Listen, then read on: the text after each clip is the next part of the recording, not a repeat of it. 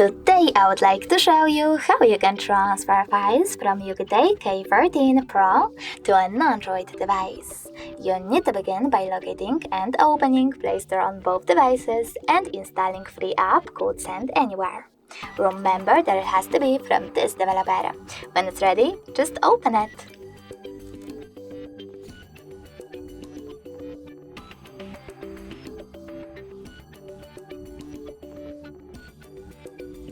Nextly, you need to choose I accept, confirm.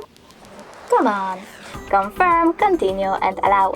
Then do exactly the same on Oukitel. Over here, choose receive on an Android and send on Oukitel. Then tap on all of those type of dots and select send. This way you can choose all of them and transfer them later on.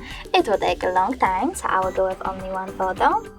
For example, that one, click on send and tap on got it. Over here you need to choose no thanks and close this window on your Android, and as you can see, we have the ways to connect.